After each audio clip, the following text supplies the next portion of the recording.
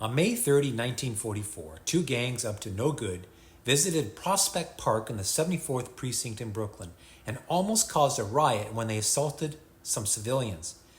Detectives arrested one of the members for possession of a dangerous knife. The other gang members dispersed into the ether. From information received, it was found out that these two gangs were the Beavers and Marauders. Yes, I know, Beavers, not very frightening. Both gangs were from the 79th Precinct in Bedford-Stuyvesant. This all triggered an investigation. The commanding officer from the 13th Division wrote a letter to the commanding officer of the 79th Precinct. He wanted information on these two marauding gangs who dared to disturb the peace in Prospect Park the day after Memorial Day. The commanding officer demanded a thorough investigation to be made by plainclothes patrolmen as to the existence of and the identity of the leaders and membership of these gangs. That letter was written on May 31, 1944. On June 9, 1944, the results of the investigation were revealed. It turned out that there were two gangs, but they were the Robins and the Beavers, not the Beavers and the Marauders.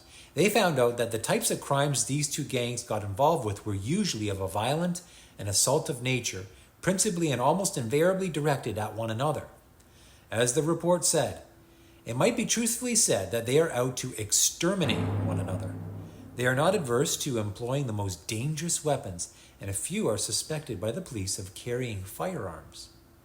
The investigation was very thorough, and there was a list of Robins and Beavers attached to the investigation. I actually got my hands on that report and the entire list of names, all of whom were from the 79th Precinct. On their list, they had a total of 91 members of the Robins and 23 members of the Beavers. Obviously, the Robins were a much larger gang. Now, right around this time, a surreal event took place in the courtroom of County Judge Louis Goldstein in Brooklyn. On June 23, 1944, the newspaper called PM wrote an article called "Judge Hauls in 90 Innocent Negroes to See One Jailed." The article went on to say, with flashbulbs popping in the courtroom, Goldstein hauled in 90 black teenagers from the ages of 15 to 18 to watch him sentence another one to prison. The 90 boys, Judge Goldstein said, were members of juvenile gangs in Brooklyn, but the article said that none admitted to this, the court didn't prove it, and a Brooklyn pastor who said he knew them all said most of them were not gang members. I can't help but wonder if these 90 boys were the Robins and Beavers listed in the report from the 79th Precinct that I have. The boy who the judge was going to sentence that day was on my list. Judge Goldstein said that he brought them into the courtroom to warn them about what would happen if they ever committed a vicious crime. Here's a quote direct from the judge about the entire matter. "Your parents are heartbroken because of your lack of respect and honor for them, which every child should have. Instead of bringing happiness into their lives, you have brought disgrace upon them. The court has directed that the members of the two criminal gangs known as the Robins and Beavers be brought into court who were involved in the shooting of Joseph Foster by one of the defendants." The newspaper was invited to these festivities and they took pictures of the boys, but they were furious. PM said that the innocent youngsters who they photographed would not have their pictures printed in their paper. I looked over that list of the Robins and the Beavers from the early summer of 1944, and with hindsight aiding and abetting me, I very much doubt these boys were innocent, or that the pastor himself was right that he knew them all, and that most of them weren't in a gang.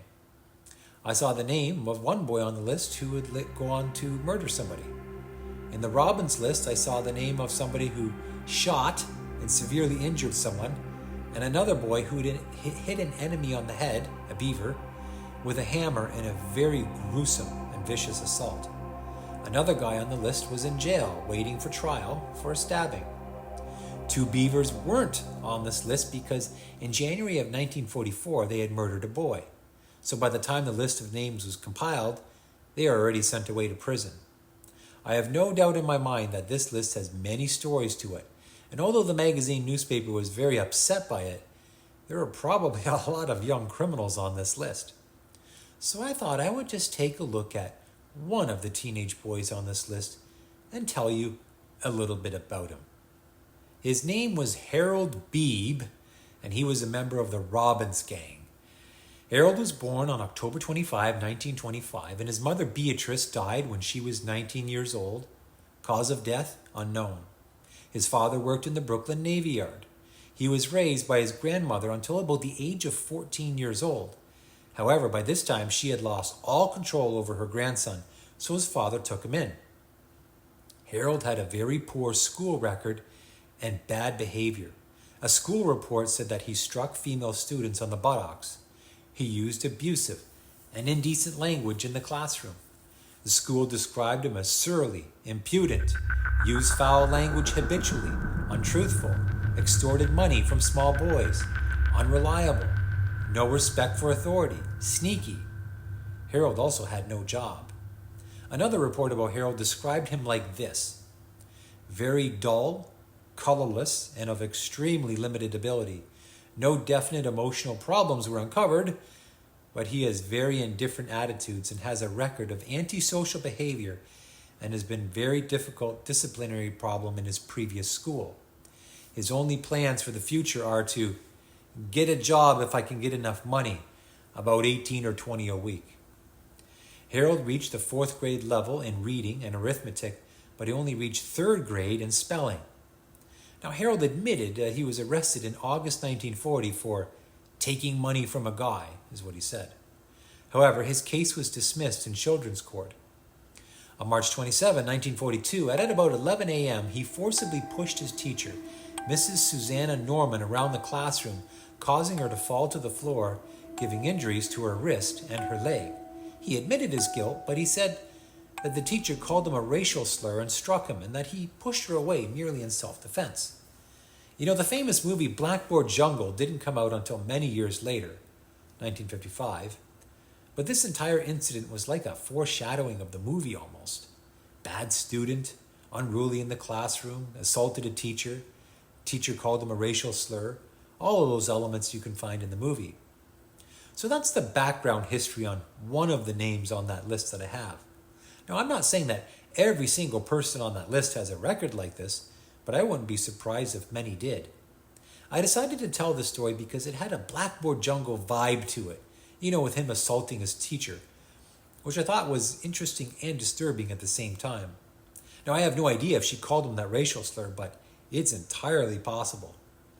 Now, that's the only list I've been able to find so far from the NYPD of early gangs in the 1940s in Brooklyn, but it's an important lesson and it's been very helpful to my research. Not only does it show how gangs were becoming such a problem in the 1940s, but it also describes some of the crimes that they were committing, including murder. Well, thank you very much for your support in watching this video. I appreciate it very much, and I hope you have a great day.